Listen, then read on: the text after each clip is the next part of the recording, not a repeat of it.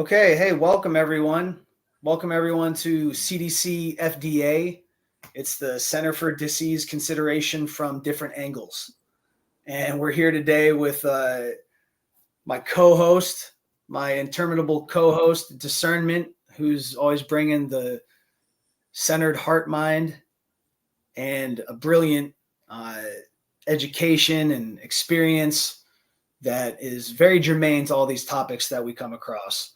And today we have an additional guest. It's just a gentleman from the East Coast named Phil that I've met in the past month or two, and through Healing is Free. And we're going to get his story. But first, of course, we're going to start out with getting ourselves just nice and centered here, because maybe we've been sitting all day. And, at least if I'm sitting a lot of times and I'm using my computer, using stuff like this, I'll notice that I get turned in like this. So it's good to open that and take the thumbs from being like this to opening them like this. So we can kind of open these meridians here. Feel that?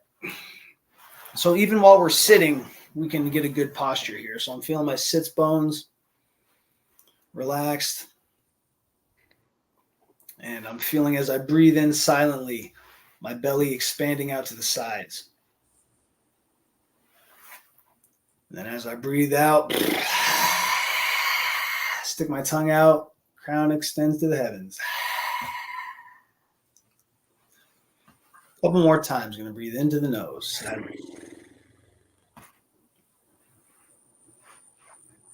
And out through the mouth.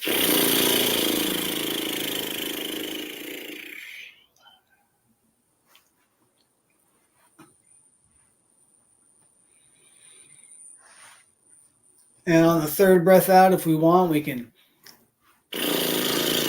send our third eye up to the sun just a bit. Stick that tongue way out. Open that mouth up wide. Send that third eye up.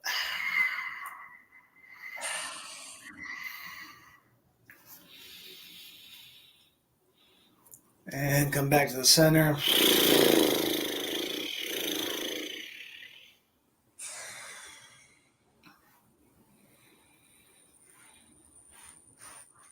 Okay.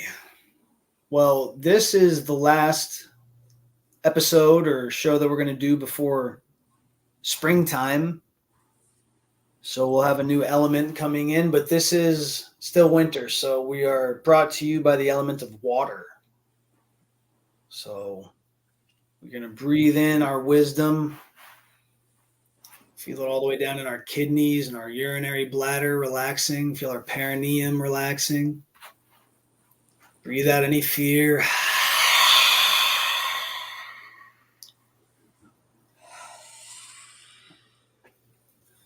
Imagining a deep blue indigo color coming in.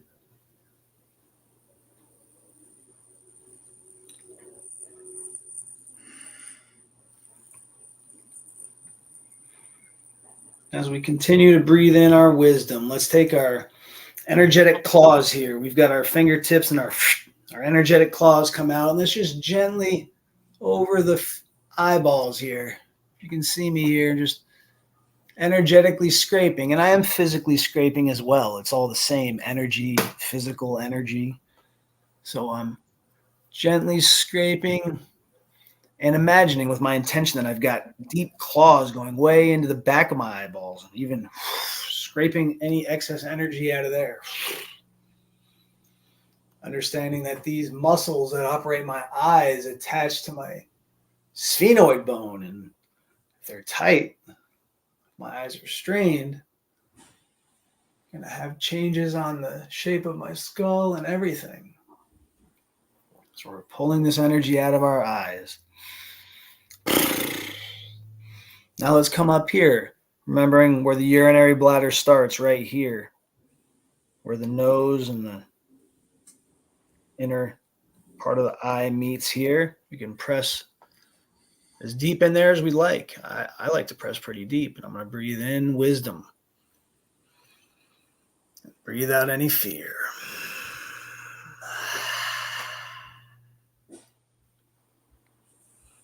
Now on my next breath out, I'm going to start with my energetic claws. I'm scraping, I'm dredging, like I'm ditch digging.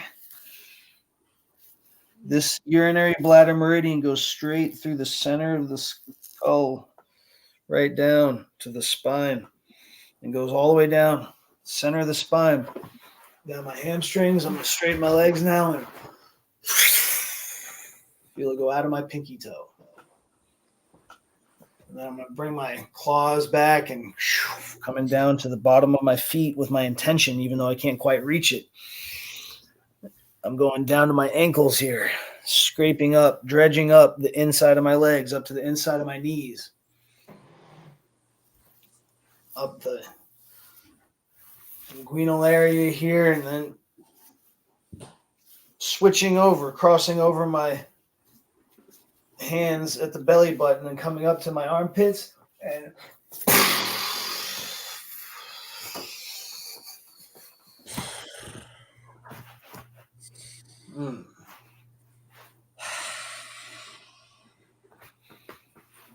beautiful. Purging breath out anytime we need to release anything. Lion's breath. Horse breath.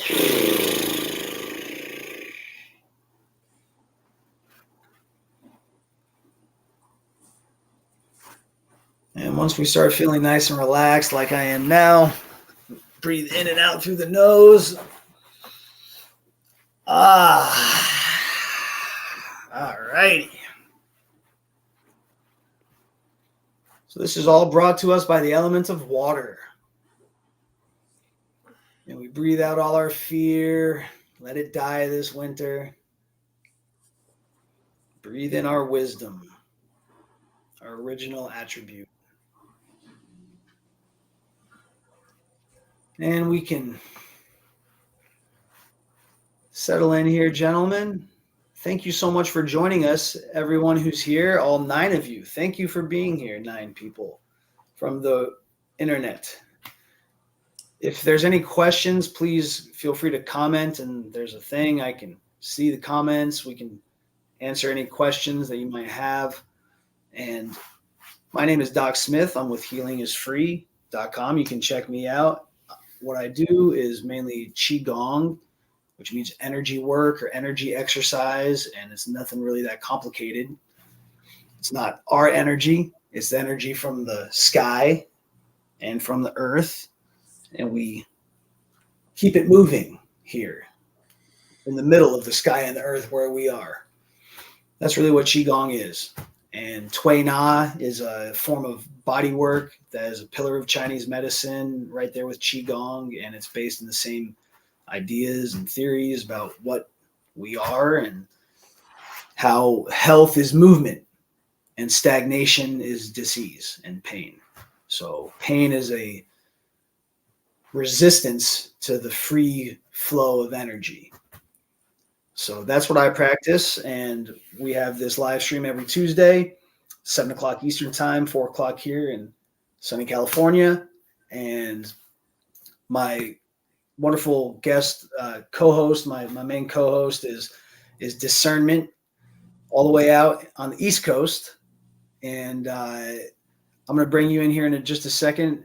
But today we have a special guest, Phil, who's from Baltimore. And gentlemen, thank you so much for being here. Thank you. Thank you. So, Discern, let's just start with you, my friend. We're going to get to Phil's story here in just a second, but is there anything that you have for our friends out here? Now there's 13 people. So Doc Smith's idea, CDCFDA, Center for Disease Consideration from different angles. Amazing, just a great idea. Everyone's invited. We can all be in the center. And we can have any guest come on. You are part of it. We are all part of this. It's really cool. And the long-term goals are to, create information for print so people can hold in their hands and get off the internet a little bit. And on top of that, truths, or what we would want to say is kind of the opposite of what in America is the CDC, which we don't see as helping and telling us truths, or else, we wouldn't be in such rough shape with disease and morbidity, etc., increasing and worsening every year as trillions are spent over time and new technology is furnished for us, and yet it doesn't seem to make people healthier or live longer. But of course, they'll tell you it does. And so everybody is part of our Center for Disease Consideration. And as you'll see, pretty much everything we say is from a different angle than what the mainstream is telling you, what we were indoctrinated with when we were all young. And so when you're young, you don't question as much. You're taking it, you're being fed information you don't know. And so you're trusting those who are telling you.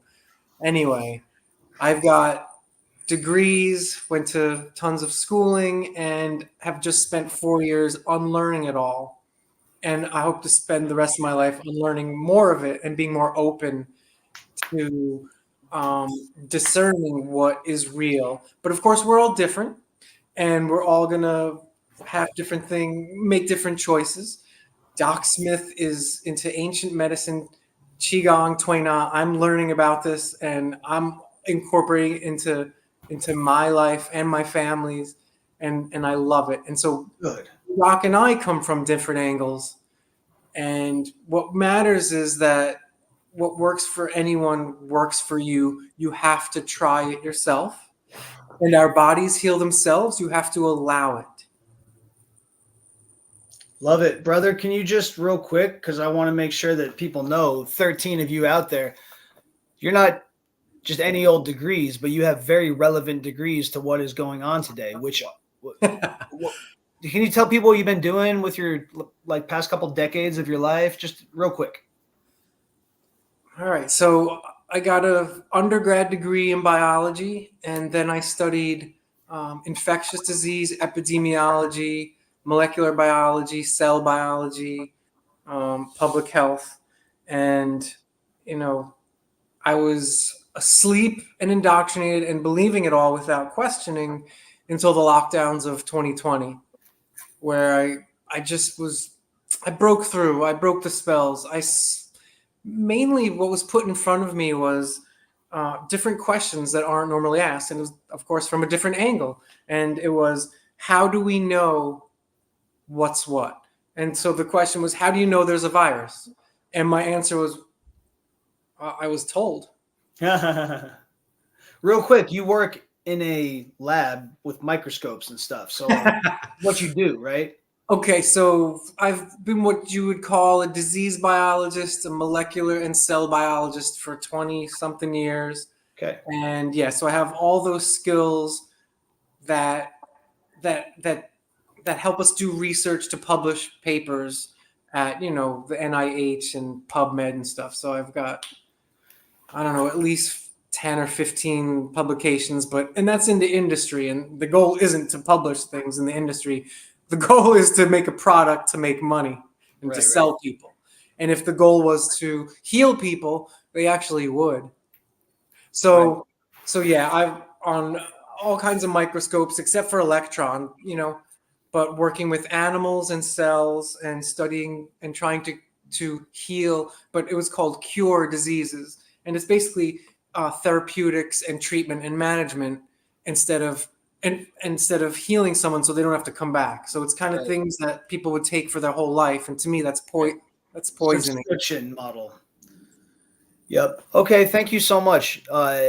Now we have 15 people now. So thank you all for being here. We got a great show that's getting ready to come up because Phil, thank you so much for being here, my friend. I'll just real quick introduce Phil. We came into contact maybe a month or two ago, and he's on the whole other side of the country. We started talking over the phone and, really had a good connection. And, it's also helped that it was February. So February and the East Coast is Baltimore is. I grew up in New England. I know what it's like, and you just can't wait to get out of there and go see some palm trees. And that's why we got lots of palm trees here. Jealous. Avocado tree, palm trees, lemon trees, all that good stuff. So Phil decided to get out of wintry Baltimore and flew out here. He flew to LA and drove up a couple hours to get to where I am. And it was really great to be able to meet you, Phil, in the flesh and get to spend a bit of time together over a few days. Will you just do me a favor and just, take it however you want? And we're eventually going to, folks, we're eventually going to talk about oxalates. So if you're hearing anything about oxalates, I'm ignorant on it. I don't really know about it. So I'm excited to talk with Discernment and Phil, who's got a story about oxalate dumping and all this. We're going to find out what all that means. But Phil, first, if you just tell us a bit about yourself and how we came in contact and everything like that, and take it away, my friend. Sure. Sounds good.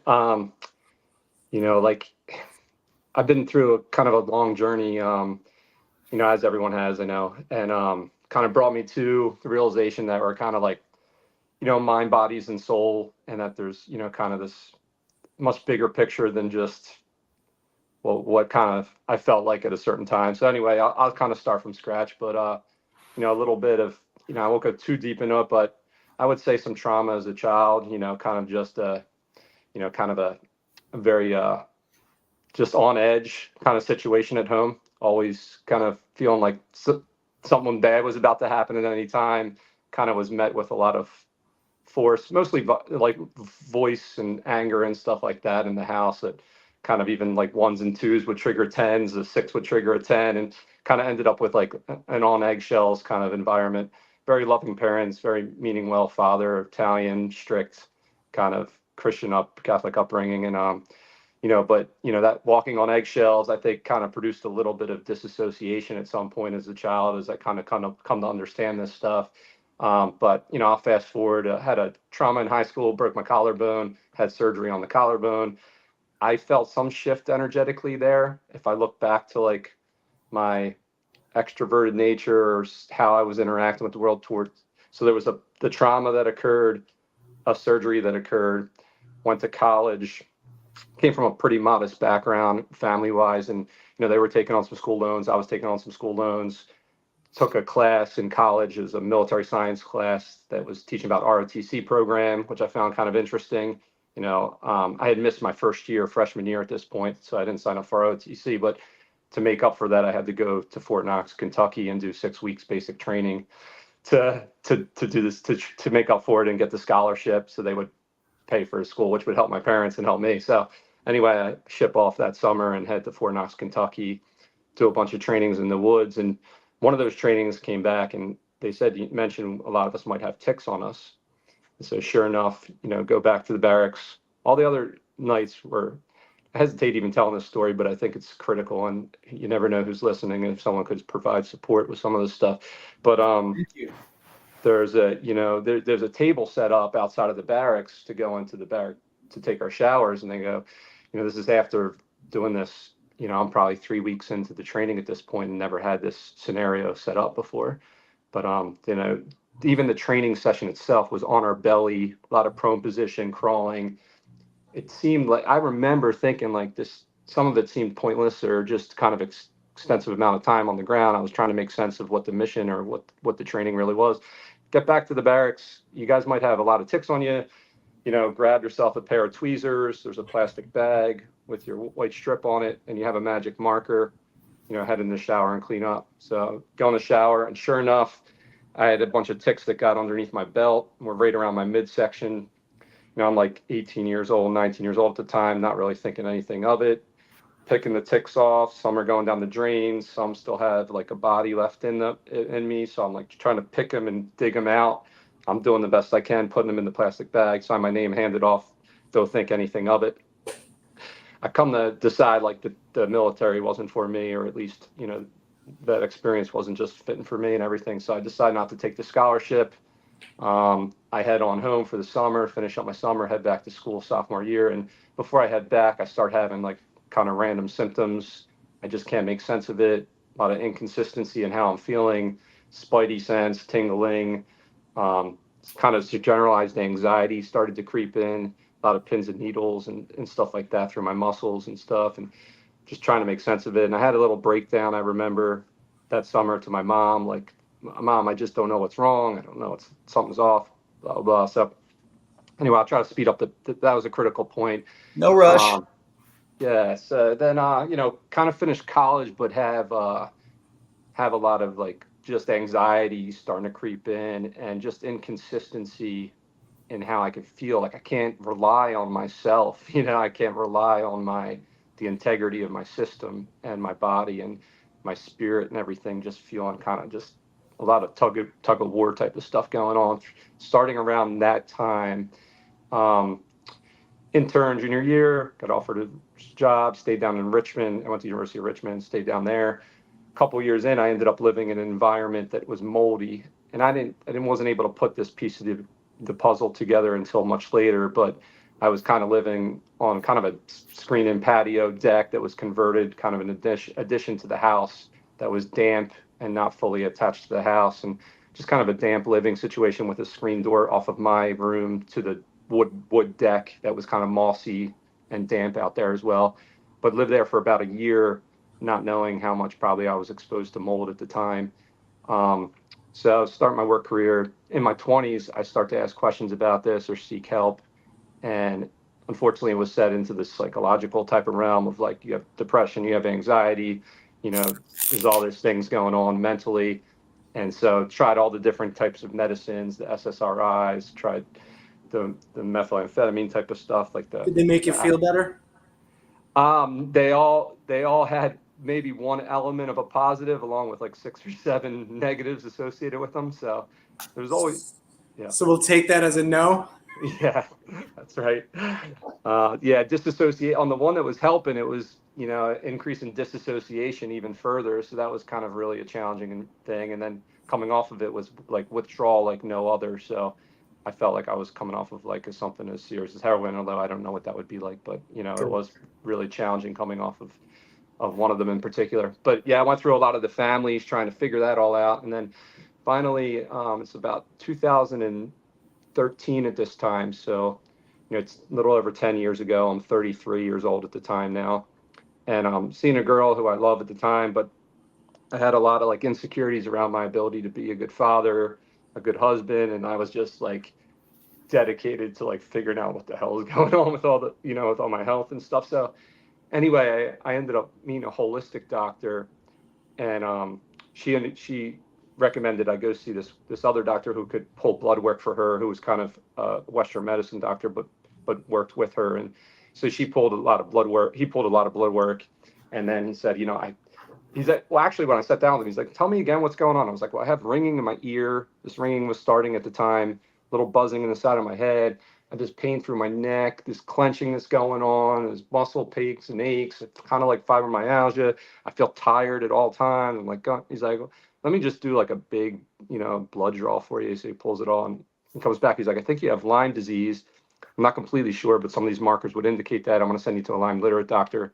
I go to see the Lyme literate doctor. She does a few more extensive tests. She's like, I do think, you definitely have been, exposed to Lyme, but I think your symptoms might be, they kind of overlap with mold toxicity too.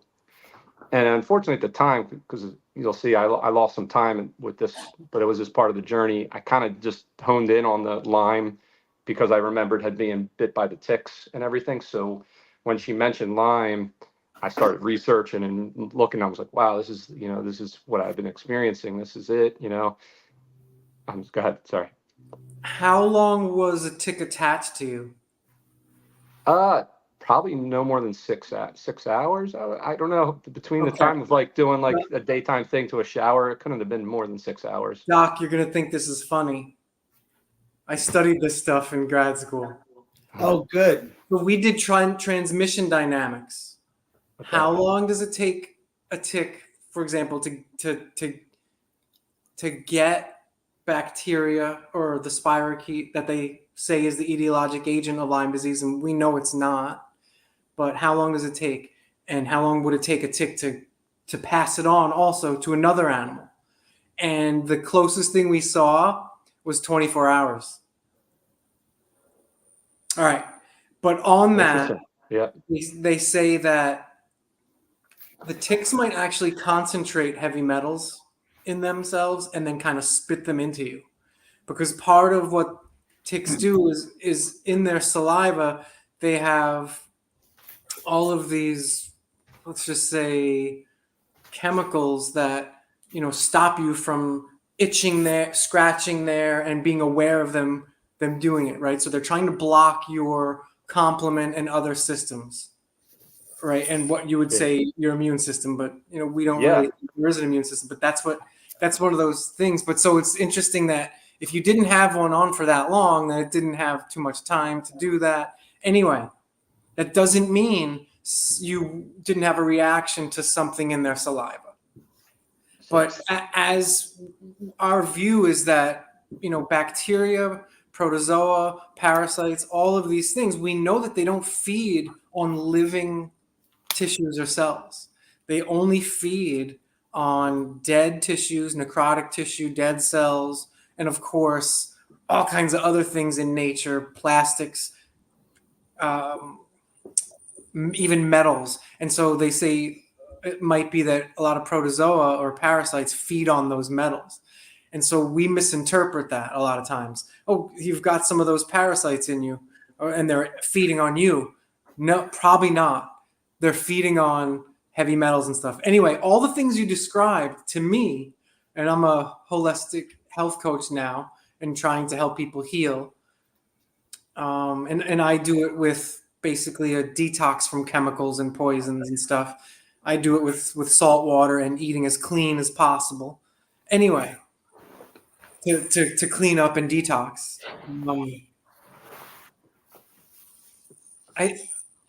All the things you described, symptoms to me, even over the long term, were pretty much, in my humble opinion, those are all describing and descriptions of basically toxic blood.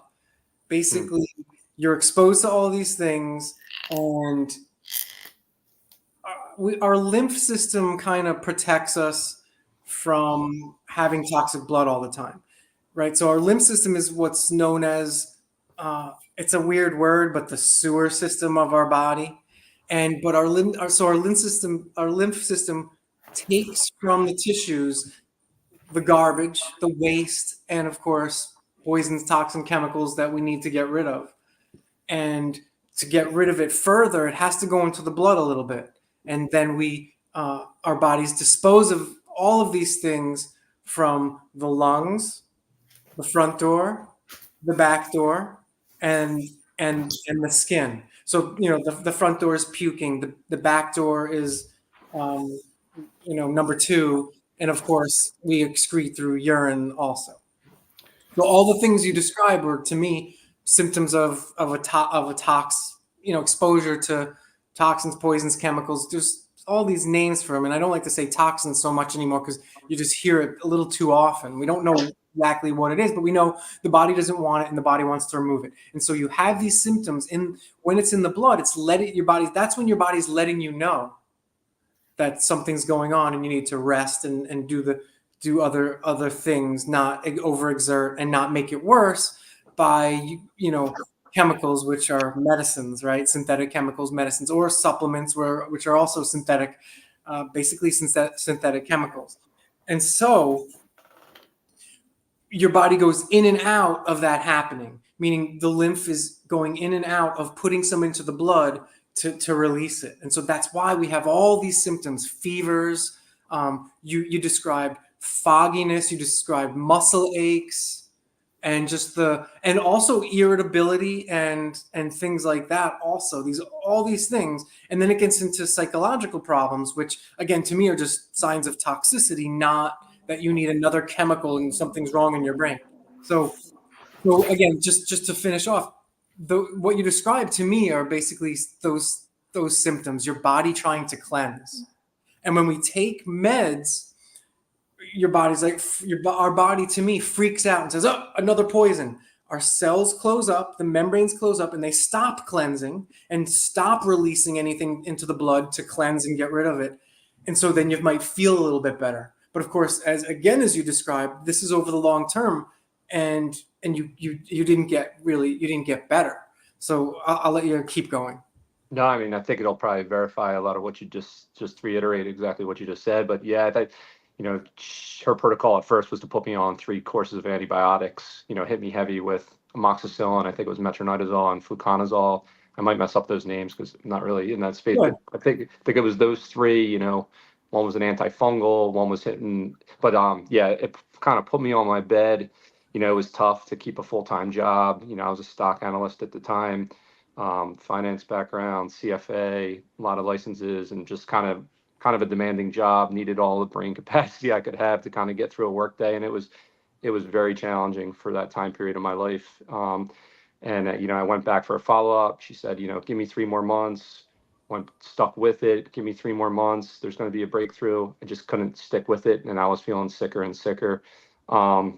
And again, she kind of kept reiterating that mold might be one of the underlying issues. I didn't find out until 2022 through a urine test with Real Myco Labs, and then final follow-up through mymycolabs.com, which was more blood work, that I did have mycotoxins through the roof, that I did have mold exposure at some point, and I was still clearing mycotoxins. It sounds like it. However, we would say that the mold isn't attacking you. You're just exposed to it. And it's not eating your cells and feeding on your cells. Your body's just trying to get rid of it. Right. And or it could produce toxins. We just don't know these things. I mean, they say they know them, but they don't. I see.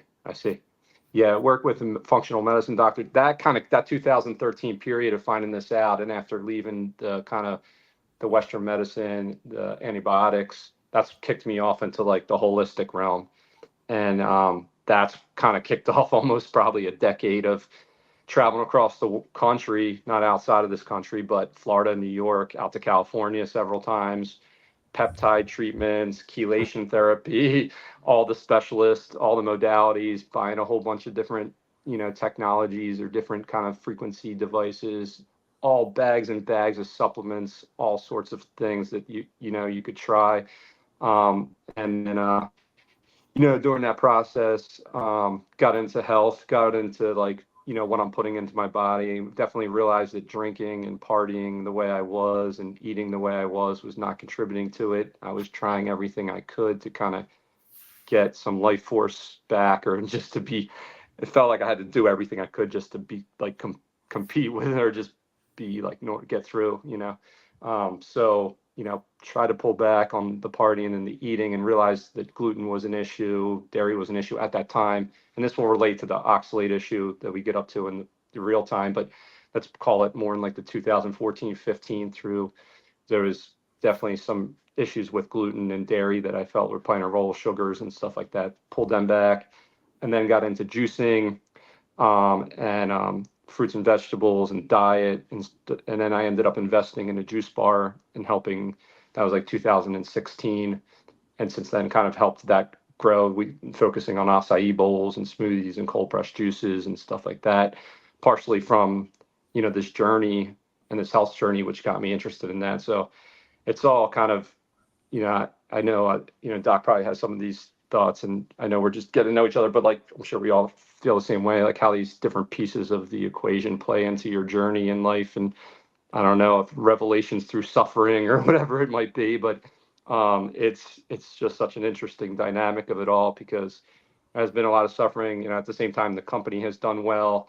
I've been kind of on my own journey about diet and my relationship with food and how that fits in all at the same time, and I'm just trying to, I've been kind of like, I would say, a true seeker, just constantly just pulling up rocks and picking up rocks and going as deep as I can go. Tripped myself up quite a bit trying to do that. And that includes, some other things. So like during that process, I'll add this to the equation just for the heck of it, but I dabbled in some plant medicines, went to some plant medicine ceremonies, partook in the Bufo alvarez, which is the DMT, which kind of threw me for a loop. A little, I'm sorry. Did you do ayahuasca also? I did not do ayahuasca. From what I understand, at least what I've heard, is DMT's actually a more powerful hallucinogenic than ayahuasca. But Did you make a ayahuasca. breakthrough with DMT? No, I did not. I came, that was the interesting part. It was such a life altering kind of experience a little bit, as it kind of definitely was one of those forks in the road that I feel like I didn't have good integration. It was a Saturday night in probably like 2017. I went to do Cambo, which was supposed to, a frog venom, which you put on the lymphatic system and is supposed to help purging and it's supposed to help with Lyme disease. And I read a lot about, Cambo, and it turned out it was a Cambufo ceremony. So here I am going to do Cambo to purge and help, heal from Lyme. And turns out it's a Bufo ceremony too. And I was not aware of what that was. I felt like I was in the right place at the right time, and I usually follow that intuition when I feel it. I had a clearing in the morning with the Cambo. I felt clear. I felt like I was making a decision from a pretty clear place. I also had this feeling like I'm supposed to be here right now. This is supposed to be happening. So I did partake in it, and I got close. I got to a light, a door, a presence of some sort. I felt a loving Like presence. an entity? I'm sorry? Like an entity? I definitely felt the presence of a loving entity for sure. Okay, that's good. Wow. Yeah, it felt loving, it felt forgiving, it felt inviting, but I couldn't go through the door. I saw the light, I felt the power, I felt like I was going to shoot through the door, and I also very much felt like I was going to die, or like who I was going to leave, and if I did, and Interesting. also had a lot of self-judgment, self-contemplation, like feeling really bad about things in my past or how I've contributed to the hurt of other people, and just my own journey and stuff of like personal. But then I felt the entity like being very forgiving and inviting. And so, I kind of remembered some of the guidance the shaman had provided before, which was like, if I felt fear, to breathe and like to trust. And I would like surrender and trust, and I would get right up close to the door again. I would feel all the power. I'd feel like I was going to shoot through like a cannon.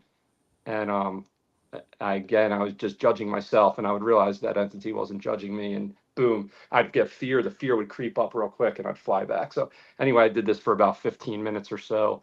Very intense experience. It left me like shook like no other, just like I already was kind of looking into the matrix of the world, or like the conspiracies, and seeing some things for what they were. But yeah, that kind of opened me up a lot wider than I probably could handle. I mean, I handled it, but it was a lot to handle. To go back to work on Monday with no integration. And this kind of leads me to like, studying spirituality and the chakra system and all that kind of stuff. I started to start to learn about the chakras, and what I think, like, I wasn't really well grounded to begin with. I think I already had issues, like I said, some trauma as a child, some of this other health issues, not fully grounded, and then boom, like shoot off like a cannon and get exposed to like this kind of 12th dimension, or whatever you want to call it, like way up higher chakras, seventh chakra open, or however you want to say it, even whatever. Maybe I only didn't even get that high, but whatever it was, very jarring, very disorienting. Come back down, and it's like I'm split between two worlds, where I'm not really grounded in this world. I feel like I experienced some truth, a broader truth of what's going on with things, and now I have an interest in trying to understand it and try to figure it out. But all the while trying to like navigate life, which is not easy when you're working 80-hour weeks, doing stock analysis, pretty demanding job, trying to maintain a relationship, wondering how that fits into the equation. Also, like seeing hypocrisy in yourself, as you're you're tripping over yourself as you see some greater truths. Like this stuff becomes very challenging. Even spiritual narcissism kind of coming in the mix, where now you think you see things that others don't see, or you're judging others that might not see the same way. And also wondering if you are seeing it or you're just going crazy. Like it's a mind fuck, so it's a lot. Yeah. So, You gotta yeah. trust. So you teeter, Easy to do. See that was one of the things I always say, Phil.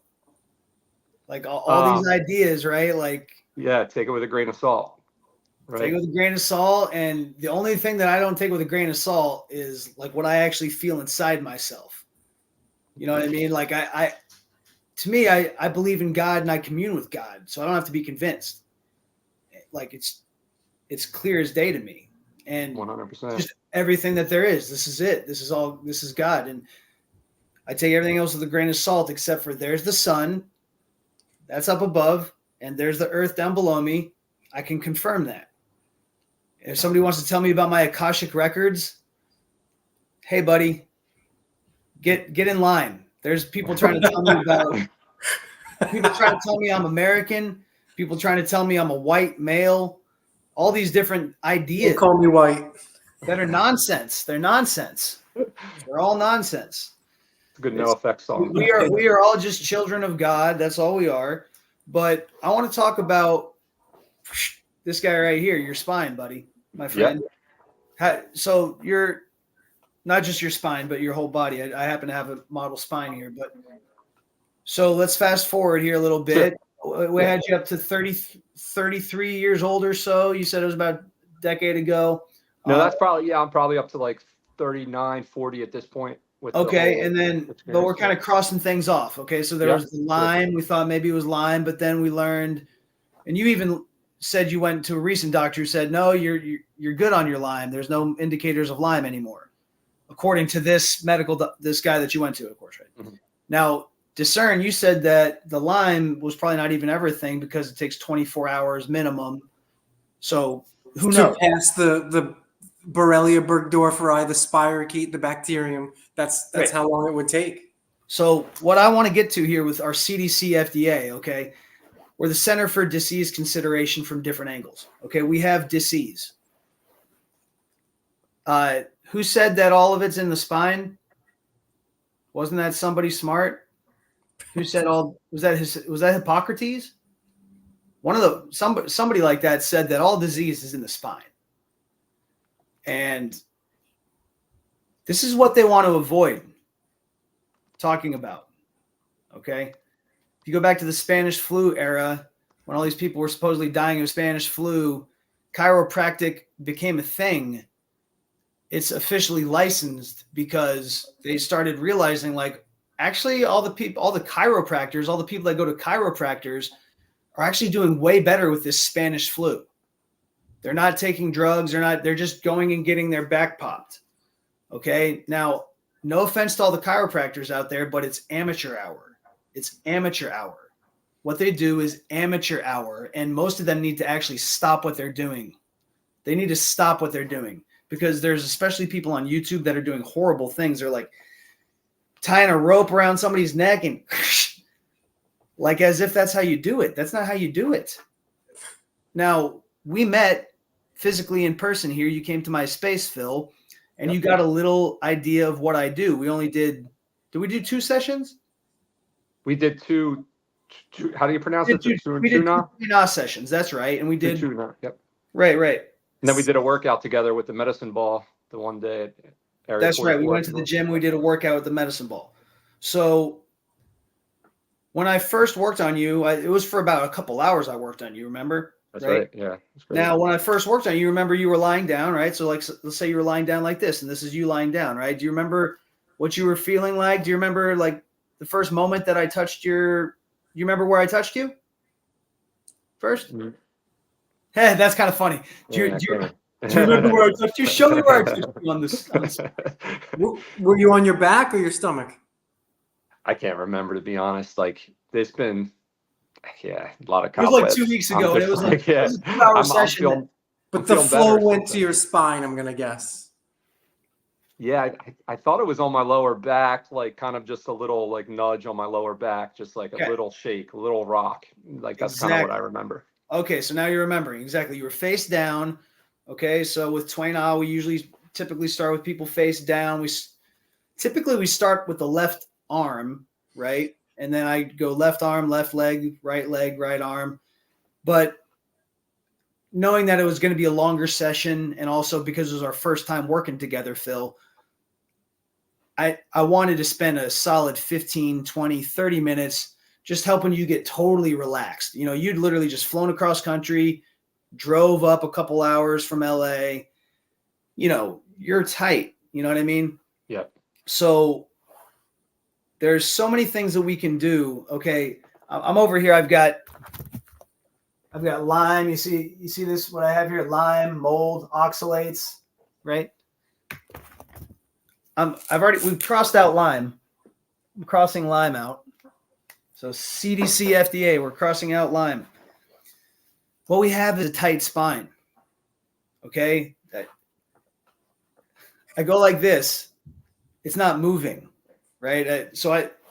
You want to know how I started or what did I first do? You're lying down just like this, and I come over, and here's your hips, here's your buttocks, right? Here's your glutes, here's your hips, here's your sacrum, you know, your lower back. I come right here, and I just start going like this. And then when I first touched you, it was like, you know, I put a decent amount of my weight into you, right? But it was pretty stiff, like you were not moving. So I literally got in like this, and I went, boom, one here. I'm putting like all my weight on you. And we got it to where this thing was just rocking and rolling and just relaxed.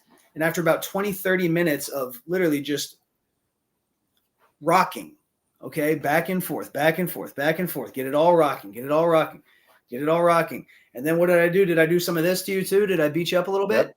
Yep. Okay, I beat you up a little bit, scattering the chi, right? So there's all this chi that's stuck. It's not moving. Scatter it, get it moving. And I'm sweeping, right? Sweeping, right? You remember this? Yep. Did you feel any effect? Oh, I mean, yeah, I felt the locking that's going on in my body, particularly around the feet when you had, I think, the big toe in particular.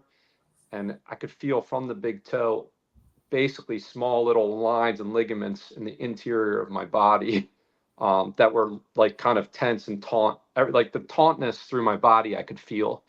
And then I could feel through that little bit of movement sometimes, maybe a little bit more movement, the shaking. I could feel that kind of loosening up, almost like a lasso. But yeah, all those little ligaments and stuff kind of going from that taut feeling to kind of more malleable and loosening up. But I could, Good. what I was thinking is like, this is going to be super beneficial for me, and I need more of this in my life. Good. Okay. So we're trying to consider this dis-ease from a different angle. Okay. So you have all these symptoms, right? And I didn't write them down this time. I've got the notebook from the first time we talked, and you told me all this story, and I've got all the stuff written down. They're generalized symptoms, but they're things that so many people deal with. Fatigue, you know what I mean? These are super common things. And yeah, and just maybe for the listeners, like, just to finish that one part is like, I went through like this kind of spiritual route for a while, and then it was like, I'm taking the supplements I'm eating, but I haven't done anything for the body. There's been nothing I've done. I kind of was like, I'll deal with the body when I get my health back, or I'll deal with the body when I have my energy. So I was like, I've been putting off working out. I've been putting out movement, just very lethargic, sleeping, doing what I need to do, but not working out, not running because right. I'm too low on energy. So when I came across your work, I think I was looking for amygdala relaxation, or because I was starting to find out like the importance of the amygdala. And I saw some of your quotes on Twitter. I dug into your page, and then I could see from your quotes you had a good understanding. And again, I think that truth seeking in me and the analyst part of me was like, okay, this guy's onto something. Let me figure out what he's up to. Ended up on his webpage, ended up on you, and was like, all right, I need to shift to the body. So I just wanted to add that, because for a guy who's been on a health journey for 20 years, have gone in many other directions and kind of neglected the body, the last 5 of which I think I was getting some relief from spiritual practices and spiritual learning and the Bible, and how it kind of brought me back to some things from that and some other stuff. And Eastern too as well, but kind of like lost in my head a little bit, lost in spiritual stuff, and not kind of neglecting the body. So I just wanted to share that, because that's when I came across your work and it resonated as truth for me, it was kind of like, okay, now's the time to kind of give the body a chance, because I'm not getting out of this hole. I was kind of in a little hellhole there. So Good. well, there. Brother, good for you. I'm so glad that we found each other because you're helping me too. And for anyone who's interested in what the heck's going on here, healingisfree.com. Go to the website. And my whole purpose right now, this whole year, I want to do research. I want to meet more people who have stories and are struggling and suffering with pain. And they're like, you know what? I'm ready to feel better. And let's get together and catalog this, okay? Because we can learn a lot together. And the whole idea is that, you know, what can we do without, if we just imagine that we don't need any products, we don't need anything other than to figure out what is happening. So that way we can change it, right? So I'm glad you said physical and brought all that back in, because, and it was funny, the week after you came, this past week, another guy came up. He drove up from way Southern California, and he worked with me for a few days in a row. And he was a great guy. It was another great opportunity. I love working with new people. But as I'm working on him, he asked me, he was like, you think there's an emotional aspect to that? Like I was working on his neck or something. And I'm like, yes, of course there's emotional, there's physical, there's spiritual, there's all the different, whatever we want to call it, but it's all the same thing. This is physical, emotional, spiritual, all of it. It's right here. So, and it's right in your big toe too. Don't let me just think that the spine is the only thing. It's in the big toe. It's in the pinky finger. It's everywhere. Okay. Is the energy moving? The energy is supposed to move a certain way. And there's all these nerves, right? We don't have to get too into the anatomy, right, guys? We get it. There's a bunch of nerves, every one of these vertebrae, right? We understand that, right? So, and then every single one of these vertebrae, they're supposed to move many different ways. How many are there? There's like 24 vertebrae. Every single one of these vertebrae is supposed to be able to go full range. It's supposed to be able to turn this way, and then go down and go up, back. Okay? So it's supposed to be able to do all these movements. That means that it has tendons and muscles that accomplish all that, right? So the tendons attached to the vertebrae and the muscles attached to the other side of the tendons, right? Well, that means every single one of these vertebrae has like 4 tendon muscles on each side of it that are controlling it. So how many different options do we have? How many different ways can we have a shitty day? A bunch. Let's say that there's a scale of 1 to 5. The 1 is completely relaxed, like you just got the best massage of your life, and you're just completely chill and everything's going good, and there's no tension. Okay? There's no tension at all. Any of the tendons that attach to these vertebrae, from all the muscles, all the way, all 4 of them on every side, there's no tension. They're all at a scale of 1, on scale of 1 to 5. That's what we want. But what do we actually have? Everybody is a different mixed bag.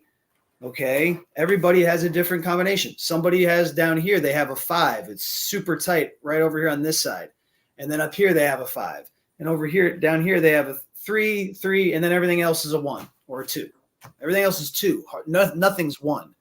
Everything else is a 2. Just slightly tight. Okay? Now, everybody's going to be different, but it's all going to be the same answer. Get every single one to the same, to where we can actually control it with our consciousness, with our intention, to where I'm at a 1. Every single piece of me is at a 1. And the ones in my big toe. Okay? That's a 1-2, baby. Okay? So every single tendon is at a 1 relaxation level. There's no tightness at all. And then when I'm ready to do a move, and I actually want to recruit those muscles and work them, they're able to go all the way up to 5 and be as strong as I need them to be. And then go all the way back down to 1. And then go all the way back up to 5, and then all the way down to 1. Okay? So that is health. Your blood is going to cleanse itself. your lymph is going to flow and cleanse everything 10 times better when all that is happening. Forget about oxalates, Lyme, mold. We are indestructible as long as we have our head on straight. Literally, that's it. If we have our head on straight and everything is in the proper spot, okay, and everything is relaxed when we need it to be relaxed, and it can go through its full range of motion when we need it to, and contract. All these things are going to turn on. All these nerves that have been asleep since you were 8 years old and you got screamed at and you started standing in a different way. You know, for me, that's what happened. I mean, my dad used to spank the shit out of me. You know what I mean? Like, that has an effect. You know what I mean? So our posture changes. You know, maybe, for example, for me, I had thoracic spine. You know, my transverse processes on this side, for example, they went to a 2 and they never went back for 30 years after my dad spanked me. All of them were just tight right up here, just a little bit, and they never went back until just recently. The last few years, I've finally gotten to where I'm pretty pain-free, but it's been through this. And then all these things start to light up, and our nerves we've got all this chi, all this energy that's not flowing. It's getting stuck. And this is why it's getting stuck. So when we're considering disease from different angles, this is what we call the angle of chi. Okay? It's not so complicated. It's not like a woo-woo. If I say your chi is off or the chi is not flowing, first of all, it's not your chi. I try not to say that. I say the chi is not flowing or the chi's off. What does that mean? You're saying I have a bad energy? No, I'm saying your neck is messed up. Let me get in there and help you relax your neck so you can, oh, wow. Right? So we're going to have to cut off the live stream here, guys. And we're going to do this again soon. We're not going to cut it off right exactly yet, but I just want to say, crossing out the Lyme, crossing out the mold. I still want to talk about oxalates because we haven't even got there. Toxic blood. Okay, that's interesting. This is what I'm saying, y'all. Try it from the angle of chi. Approach your disease from the angle of chi. And see what happens when you get all that chi flowing that is currently held onto because we got tendons that are been tight for a long time. So the question is, can we get into a bridge pose in yoga? Look up yoga, bridge pose. If you can't do that, okay, that's your disease. And you want to work toward it. Let's work toward that until we can get into that. And that's where I'm struggling. You know, my upper thoracic vertebrae are still tight. I'm still working on it. And I'm getting better at bridge, but I got a long ways to go, you know? So Phil, thank you so much for telling us your story, brother, and talking a little bit about the work that we were able to do. And for anyone that's out there, you know, hey, wherever you are, you can fly out here to California and you can meet me and we can work together. We'll go to the gym and train together, and I'll actually work on you hands-on. If you'd like, we'll do Qigong out in the park. It'll be great stuff. Phil, you came out and you got to experience it. And I believe you said that as I was working on you, right? And I'm just literally like, I can train a 10-year-old to do this. You can train a monkey to do this. You literally just rock back and forth. It's not that difficult. Okay. That's all I was doing to you for like 20, 30 minutes, brother. And then beating on you. Okay. After just that, did you feel less pain? Yes. Yeah. I felt like the light bulbs came on a little bit, you know, the connections to the brain, little oxygen flow to the brain I could feel, felt looser, felt like things were flowing. Exactly. Yeah. Beautiful.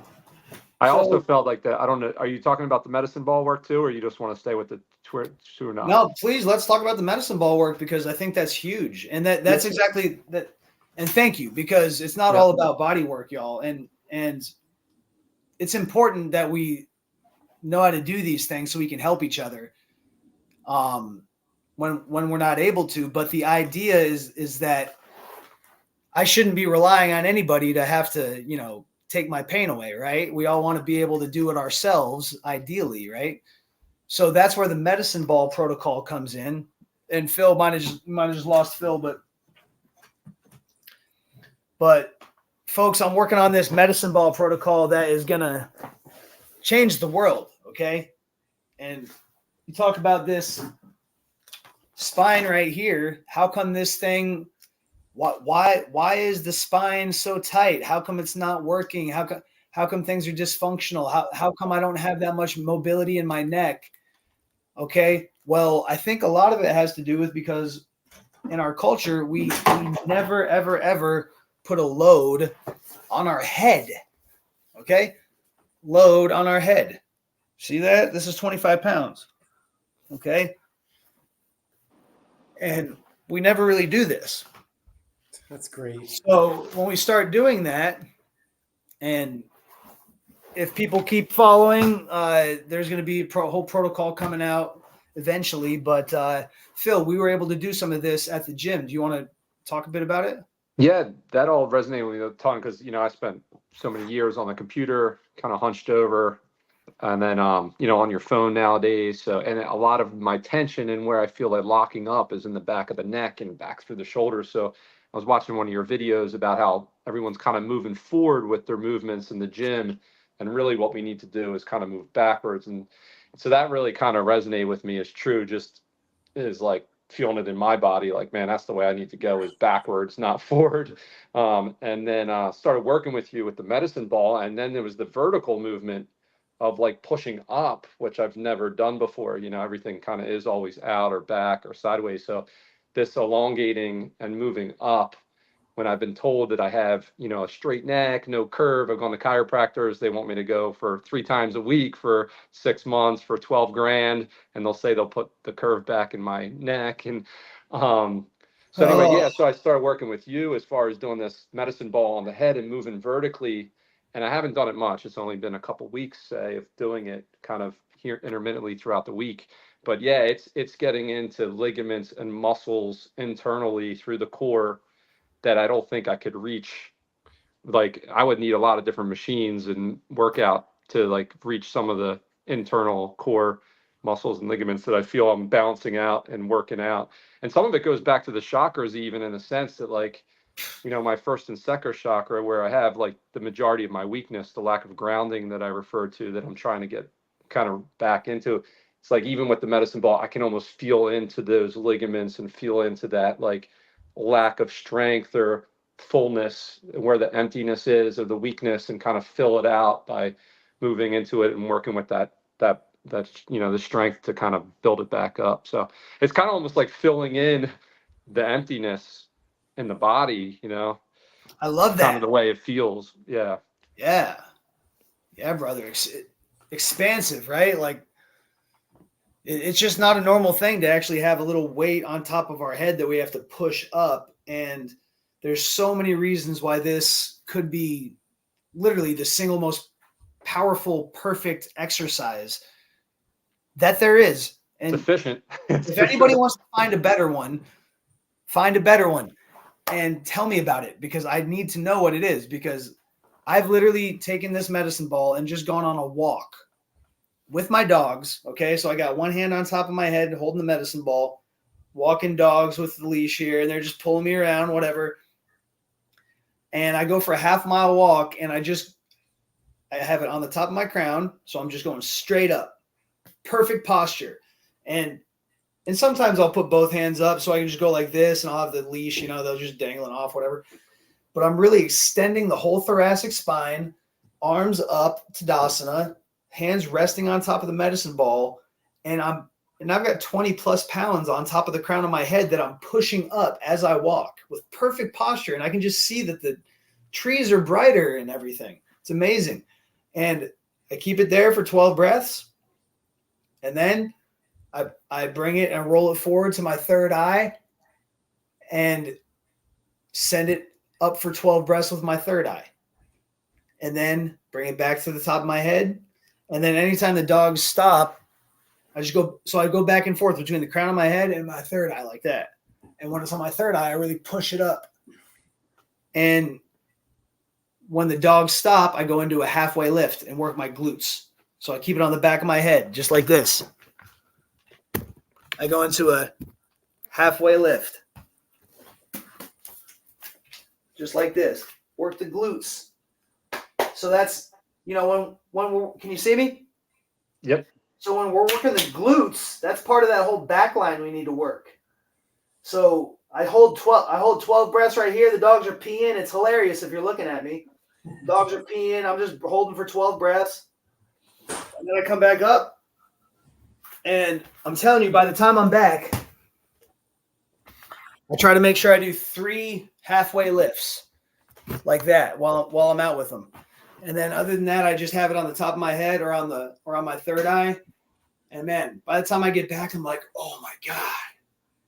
Like I can just feel, I can feel the energy flowing, the chi flowing, the electricity, the blood, the lymph, all of it flowing more. So yeah, Phil, I'm glad you're working on that, and I'm glad you are enjoying the medicine ball. Let's see where it goes. Follow your inner guide and keep me posted. We did a few workouts with it, but this is all pretty new. So I'm gonna come back out to California probably. I'll try to get on the schedule in April. Probably do it again. That would be awesome. Come out. Aside from the last weeks and month with Doc Smith, you kind of stopped around age of 40 or something. Sure. What have you found since then? What's working, or what worked? I did go to a place called Lime Stop. I did go to a Lime Stop, and I do think that was a good experience. I did feel a shift in my symptomology. I mean, a little step before that, I ended up doing a high silver protocol that was like devastating for my health. It was like horrible timing. I had gone down to West Palm, the Hippocrates Wellness. I did the Hippocrates Wellness thing, which was a nice experience. They have a good program down there. But in the interim, I was walking with a doctor who thought she had a good protocol towards mold toxicity in particular. So I was drinking a lot of silver with glutathione in the morning and silver with glutathione at night. I come to find out Dr. Campbell's research, who's pretty good with the mold toxicity stuff. And he says if you have high gliotoxin levels, do not give your patient glutathione. And that it will increase the neurotoxicity. It will just basically recycle it and cause a whole bunch of neurological symptoms. And so here I am with high gliotoxin levels, and I'm overloading with glutathione, taking like 8 grams a day, 4 grams in the morning, 4 grams at night, whole bunch of silver. And I literally almost triggered psychosis. Like I was in a really bad place mentally. I was, again, talking to the doctor, stick with it. You'll have a breakthrough. Give me another month. Give me another month. Give me another month. Stick with it. All my patients have breakthroughs. Well, every patient's different. Every patient's an individual. My functional medicine stuff talks about SIRS and like my ability. I have that HLA gene, which makes me a little multi-susceptible to chemical sensitivities and not clearing fully. And obviously with the spine locked up. So I believe in that. But wanted to share that because that was the mind part of this whole journey, the spirit, mind, body, and I kind of almost lost my mind in this process. I lost, someone else that I loved tremendously. And that was kind of a whole spiritual kind of thing where I could not defend myself. I was not mentally coherent. I was having my own issues. There was stuff that would happen that was hard for them to understand, hard for me to kind of splice through. I was thrown in the kind of dark night of the soul situation and all that process. But I did end up going to Lime Stop, was able to kind of feel like the symptoms shifted from the Lyme. Let's say there at least was a shift that I could dedicate to going to Lime Stop. But I came back, and this will bring us to the oxalates. I came back and was a little disappointed because I still didn't feel clear. And my goal is to kind of just feel clear so I can make decisions from a confident place. And it doesn't need to be perfect, but there's this toxicity in the system. And so the point of chi is kind of relating to that point of clarity that I'm talking about, having that clear kind of flow through the body. And I still didn't have that after spending a lot of money and going to Idaho twice and them telling me that they treated the Lyme effectively. This is after having an IGeneX text, which did show Bordorfia or whatever it is, the Borrelia, as well as a whole bunch of co-infections, all kind of in the blood, IgG and IgM.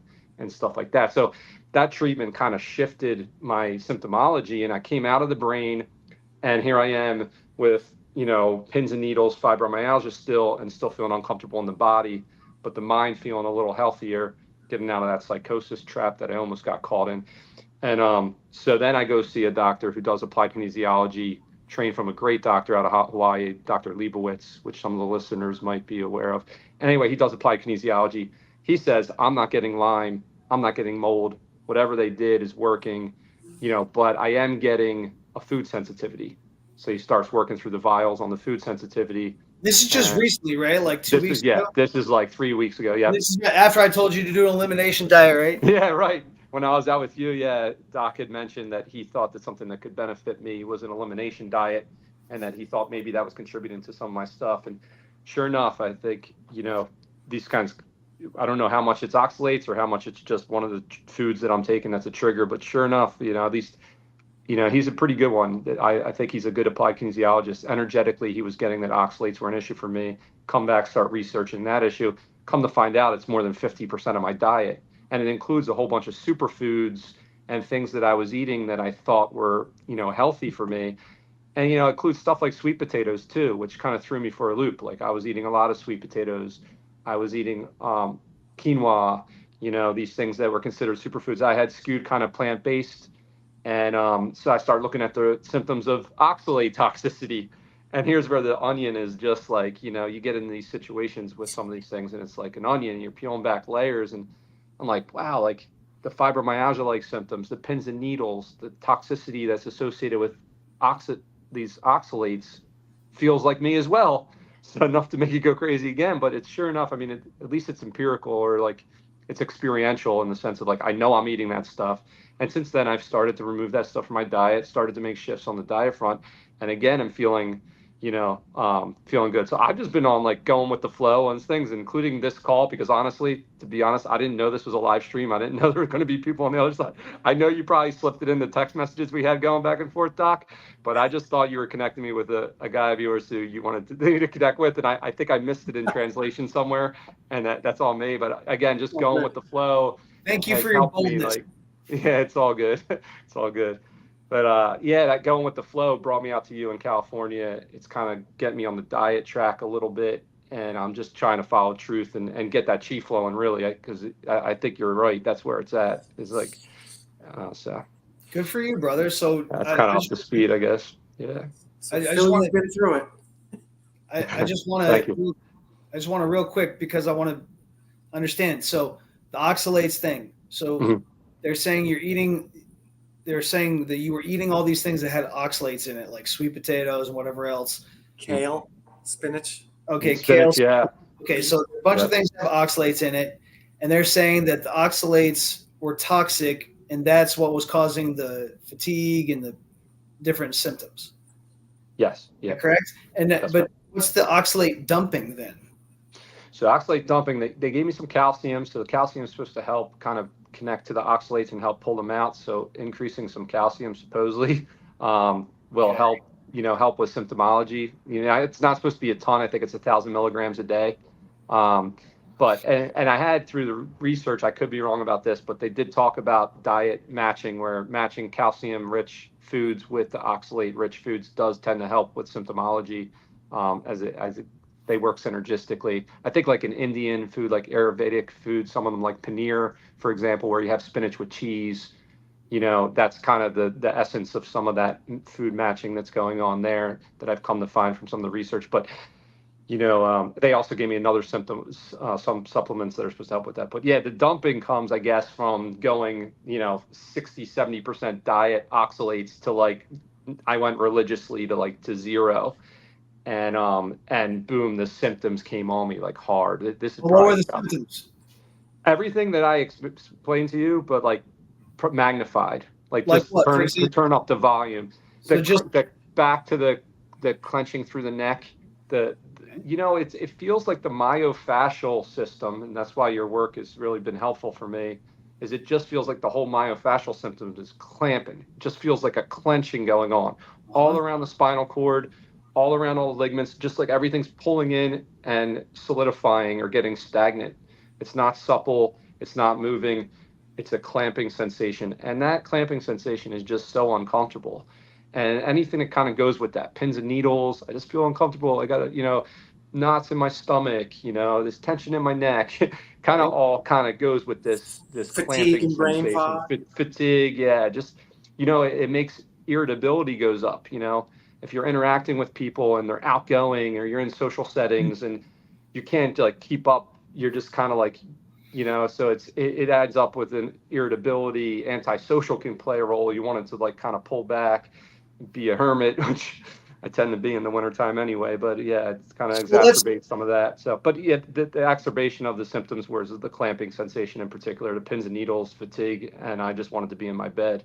And for me, it only reiterated that this is an issue because I started reading about the oxalate dumping, which they said, when you don't have it in your diet, you went from a high level to a low level, the tissue starts to realize that it's not important, or some of the natural systems of the body start to kind of move in the right direction. So it's a good thing that can happen over time, but the half-life of oxalates is quite high. So I'm trying to make sense of it all. It's challenging. I'm new to it, but it's I'm gonna let discern. I'm gonna let you go with this here for a minute, but Mhm. first I'm just gonna put my cards on the table. I think it's bullshit. Okay, that's unfair. So I think agree. I think they have a bunch of different, so-called doctors. You got the medical doctors on the one side, and then you got the naturopathic doctors on the other side, and they're all quacks because the medical doctors are telling you need this pharma drug, chemical, synthetic, and then the other quacks are telling you they've got some convoluted theory, and there's a supplement for you to buy at the end of it. Okay. Healing is free, right? Yeah. Crossed out lime and crossed out mold. I'm crossing out oxalates. I'll still discern. You already said that you agree with me. So I'm crossing. However, I would say I'm going to let you take it here in a second, but I just want to say, it's just how plug my phone in real quick. How convenient that all the symptoms that I would expect you to have, when you go from drinking orange juice and a smoothie with banana and almond butter and, peaches and blueberries, and this is what you eat typically, not. I think that's basically kind of how you're eating, right? You're eating smoothies, right, and stuff like that, right? Okay, yeah, that's right. Yeah. So if you go from eating that and you stop, I would imagine that you'd have. I would call it a sugar crash. It's really like you're used to sugar, and you're depriving yourself of sugar now, and your body's like, where's the sugar? We're addicted to this. I'm addicted to sugar. Don't you understand? If you're not pumping me full of sugar, you're getting withdrawal symptoms, buddy. You have withdrawal from sugar. That's what it is. It's not oxalates. It's not the dumping of oxalates. It's the dumping of doctors who talk about oxalates. It's the dumping of doctors who talk about lime and mold and oxalates. And any pharma is dead to me. CDCFDA, we now declare you persona non grata, okay? You are not allowed anymore to bring this BS in here. We understand too well. We've all felt it. We've all been through the runaround, and we're sick of it. We're ready to get better. Do you have any stones or anything, Phil? We're ready to get better. I passed in the past, so that kind of put a extra little piece of evidence in. So I have had a couple in the past. Yeah. What, kidney stones? Yeah, but nothing since I found out and started dumping or whatever they call it. Yeah. Okay. Well, I had a blood and urine type of situation one time. Yeah. Discern. I'm gonna let you take it here in a second, but I just want to encourage anyone, if you're feeling pain, if you're feeling these symptoms, okay, give yourself some love. Be kind to yourself, and know that 90% of us are in serious pain, suffering a lot. And I meet people all the time, and for most of my life, I have been. Find yourself a woman who doesn't even speak a lick of English. She came straight off the boat, and she's working at a Thai massage parlor down there downtown, just hoping that you'll come in and you'll give her a nice $20 bill as a cash tip, okay? And you're going to pay probably like 60 or 75 bucks for an hour, okay? And your spine is going to feel so much better when you're done. They're going to take your arm and they're going to take your leg and they're going to twist you around like a pretzel and get you all flowing, okay? And it's going to be the best 60 or 80 bucks or maybe 100 bucks that you're going to spend on yourself, on your health, to actually get you feeling better. Stop paying people who are going to give you a consult and then prescribe some stuff to you. No, people that are going to help you, they're going to actually help you and get you feeling better, And I recommend to anybody out there, if you're feeling any symptom, try this between today and the next time that we have this live stream, which is next Tuesday. Any symptom that you have, insomnia, depression, irritable bowels, my foot hurts, my leg hurts, anything, go and get yourself a very simple massage. I would recommend a Thai massage. That's what I like. Some people like other things, but whatever works for you. And I want you to notice if you feel better. And then we can start to connect. Okay, the body, the spirit, the emotions, the mind, it's all one thing. And we can approach from this very tangible perspective right here. And if we've got a stiff spine, we can get it moving. Okay? And that's going to bring back so much health. And it's going to take the pain away, because the pain is our felt sense of resisting those movements. So when those movements are no longer resisted, we have no pain. We have health. And by the way, those nerves and everything that flow through there, all the blood, all the lymph, everything that flows is going to be able to flow better now. Okay? So that's my CDCFDA recommendation for everybody for this week. Go treat yourself to a session of some body work. Okay? Now, Discern, can you please tell me a little bit about what do you think? What are you making of this? Oxalates. What is the deal here? All right, so the way I see it now, and I feel you sound like me. I was into quinoa, lentils, blueberries, mostly vegetarian 2 years ago, and I got down to 135 pounds. I'm 160 and change now. Since going carnivore, and furthermore, raw carnivore, and I've pretty much drunk only sea salted water for 15 months. All right. I see it as plants' only defense is to produce chemicals which would stop bugs or other things from eating them. It's that simple. Fruit's a little less so, right? Because fruit is fruit. It makes it for a bear to eat and spread its seeds, right? And so I see vegetables as, you've heard, they make oxalates, phytins, polyphenols, and 1,000 other things to stop being eaten. Caffeine, that's another one, right? Caffeine obviously affects us, right? But it's a chemical that a plant makes to kill a bug, basically. And so that's how I'm seeing things now. If you're going to eat vegetables and fruit, which I'll never stop eating fruit, but don't cook them, never cook them. And then the other thing about plants is that they're sprayed so much, and so maybe we're getting all kinds of other chemicals. And the other thing about them, finally, is that they could be modified. We don't know what they're doing. Like, carrots used to be purple. They were made orange through whatever they did. Bananas. If you went back 200 years and showed someone a banana, they'd be like, what the heck is that? Because bananas were tiny, right? So we've done things to plants. So they're sprayed, they make their own chemicals, and it's possible that they affect us, especially, and load up too, right? You might have a quote oxalate load, and then you get quote stones because of it, possibly. All right. So I observe nature. I observe carnivores, felines, so canines and felines. They have the closest digestive system to us.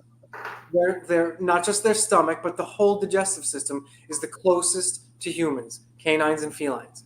We don't have a digestive system, obviously, like a ruminant or a pig or the apes, monkeys, chimps, gorillas, orangutans, etc. We don't have that.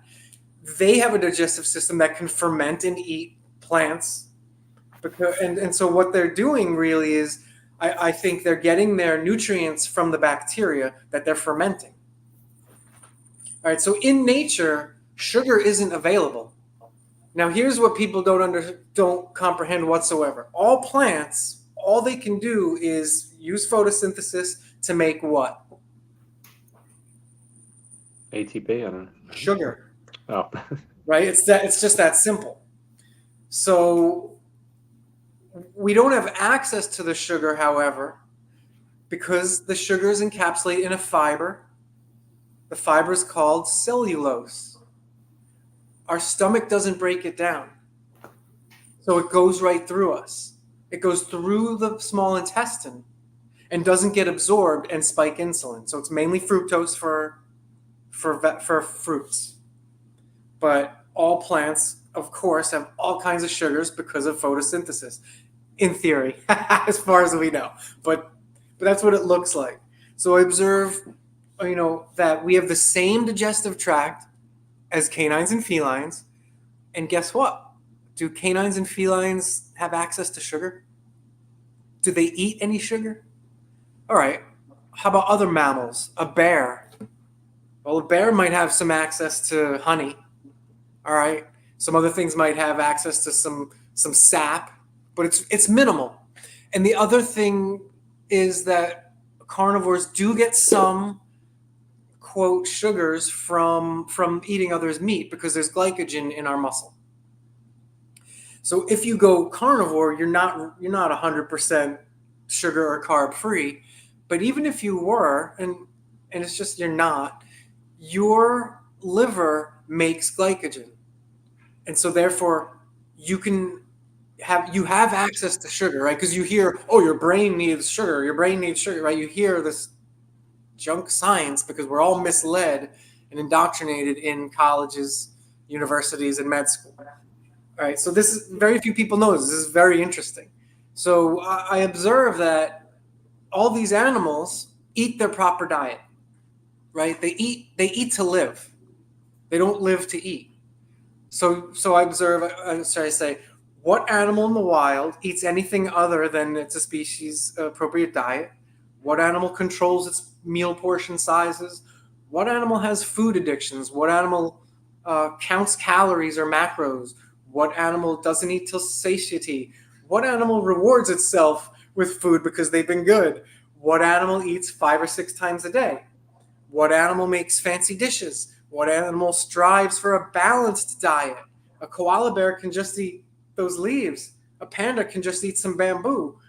A carnivore just pretty much eats meat. Obviously, we can have some plants and we're okay. But for longevity, I don't know. But my guess is my tendency in these observations are those that a carnivore should mainly eat meat. All right, so what animal gets food cravings? What animal has a cheat meal on the weekend? What animals eat multi-ingredient foods? What animals in the wild dies of diabetes or heart disease or all the things that humans get? What animal is morbidly obese? And what animal eats for taste rather than purpose? And so with these observations, it's only humans that do these things. So for 15 months now, I just went, after the lentils and the quinoa and doing being kind of vegetarian, pretty much. I was in a brain fog. I struggled through workouts. After a few months going carnivore, and I take it a step further, I eat raw. Not 100%. I'll sear lamb or steak, but I'll eat ground beef raw. I eat my eggs raw. I eat my oysters raw. Everyone has to eat oysters raw. You can't cook those things, right? and obviously, fish, right? It's like sushi. Well, obviously, Japan is known as some of the longest lived people, right? Why? I'm not going to say I know everything. I know something, but could it be partly because of their diet and they're a little closer to nature? Brother, go over to Japan, okay, and notice their spine. They're loose. They're going to be probably a lot more relaxed in the spine than your average American.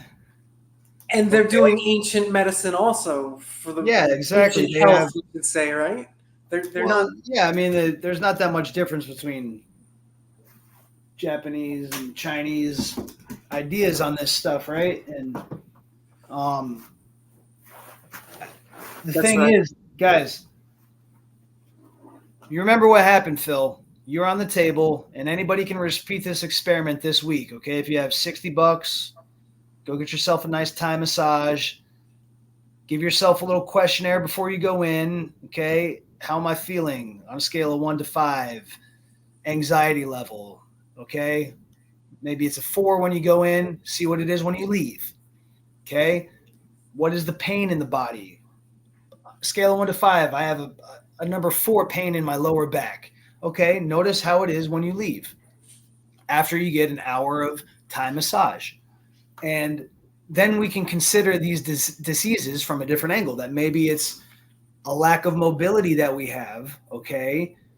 Because, I don't know, maybe we lived decades of sitting down, having certain postures, and then instead of getting up in the morning with the sun and doing yoga and qigong and stuff like that, and spending our day hunting and fishing and being out in nature and not stressed out, except trying to get that deer, like that's how we're supposed to live. And that's ease, that's health. Everything's moving, everything's flowing. We're waking up in the morning with the sun and we're moving our body, getting it all moving. Well, most people are waking up in the morning and, after a night of eating and drinking things that are not helping, by the way, any of this stuff, all these tendons and muscles are the energy reserves of the organs. So when we labor too much with the organs, taxing the organs with alcohol, sugar, different stuff like that, now they're pulling energy from the tendons and the muscles all along the line that are connected to each organ. Okay. So postures, what we eat, all these different things contribute to our stagnation, and stagnation is disease. So get it moving, get it all moving, get it flowing, whether you like to do yoga or qigong or whatever it is. Move frequently at a slow pace and see if you can consider your disease from a different angle. If they've given you any diagnosis, see if you can think about it from a different angle, from the angle of stagnation and movement. Okay, so if we're depressed, think about it from the stagnation. Okay, so Phil, like you're saying, you're feeling lethargic or maybe a little down or whatever. And like you said before, like you're like, I don't feel like working my, when I get my energy up, that's when I'll work on my body. It's going to have to go the other way, right? Right. And it doesn't mean that we have to start, punish ourselves or anything like that, or go become a gym rat all of a sudden. But like I've been telling you, and I tell the people that I work with, the goal is consistency and build a little bit every day, creating a very simple, repeatable routine that is not too complicated, and you can just do it, even if it's just 5 minutes. And ideally, we'll build that into where we're doing about an hour or so, but at least 5 minutes. Anybody can just take 5 minutes and do it daily and start building back that posture, building back the movement and the flow. So that way these things aren't stagnating and then we're wondering why we feel fatigued and we feel these different ways. Well, there's something that's very tangible, right there. You know what I mean? It's the lack of mobility in our spine and our whole body, and bringing it back is going to bring back our health, I predict. So, folks, we've got to actually hang it up here because we've been on over an hour and a half. Thank you so much, Phil, for joining, brother. And Of course. Thank you, man. Yeah, bless you, my friend. And hey, you're welcome anytime on here. Like you said, discernment, this is a big open tent. Anybody who wants to join, we have 30 people who are watching this right now. Thank you all for being here. This has only grown the whole hour and a half that we've been watching. We started out with 9 people. So thank you for being here. This will be every Tuesday night, 7 o'clock Eastern, 4 o'clock in sunny California, where you can come on out anytime and get yourself some fresh lemons. And you can come and see me. If you go to healingisfree.com, you can work with me, and we will see what we can do with no products, thinking of things in a different way. So, Phil, thank you again for being here. Discernment, thank you for being here, my friend, every week. Thank you. For everyone, much love to you. Remember that chi is better than food. It's greater than food. And food is greater than medicine. All right? Thank you, Phil. Thank you, Chris. Appreciate it. Look forward to connecting. Thanks, Thank guys. you. Appreciate you both. Thanks again, y'all. Check them out. All right, well, Light, everybody. we'll talk offline, y'all. Light. Have a good night.